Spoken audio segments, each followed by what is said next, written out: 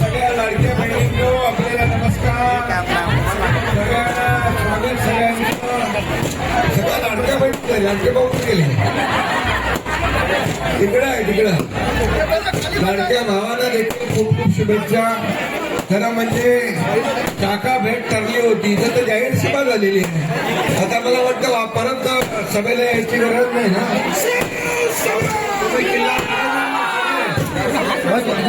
आता 15 तारखेला निवडणूक जाहीर झाली आणि सुपारी फुटली, लगीन जाहीर सुरू झालेली आहे आणि सगळे कामाला लागलेले आहेत.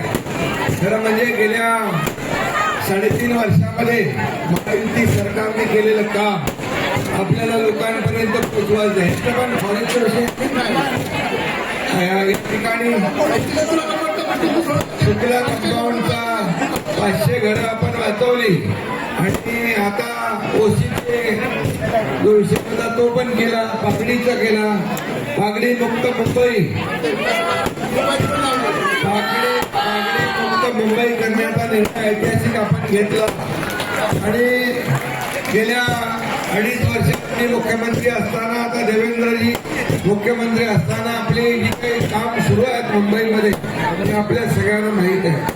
आणि महायुतीचं सरकार आपलं महाराष्ट्रात आहे, एनडीएचं सरकार देशात आहे आणि म्हणून पुन्हा एकदा मुंबईमध्ये गेले 15-20 वर्ष मुंबईकडे फक्त आणि फक्त सोन्याची अंडी देणारी कोंबडी ज्यांनी पाहिलं त्यांना आपलं परिवर्तन घडवायचं आहे ना.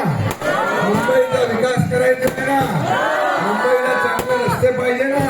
कॉन्क्रीटचे रस्ते करणारा तुमचा एकनाथ शिंदे आहे. पुढच्या वर्षभरामध्ये सगळे रस्ते कॉन्क्रीटचे खड्डे इकडे इकडे घेतले आणि त्यामुळे सोयी सुविधा देण्याचं काम आहे ते सगळं या ठिकाणी इथं पुनर्विकास प्रकल्प झेंडा फडकवणार ना आपण. 16 तारखेला गुलाल उधळून फटाके आपणच फोडणार ना.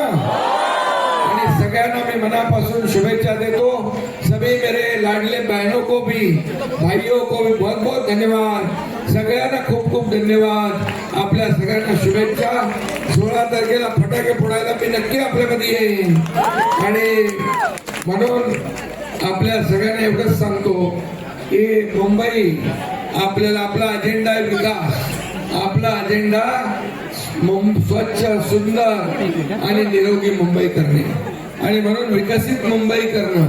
आणि यासाठी आपल्याला मी सांगू इच्छितोय वाहतूक कोंडी मुक्त मुंबई, प्रदूषण मुक्त मुंबई आणि भ्रष्टाचार मुक्त मुंबई आपल्याला करायची आहे.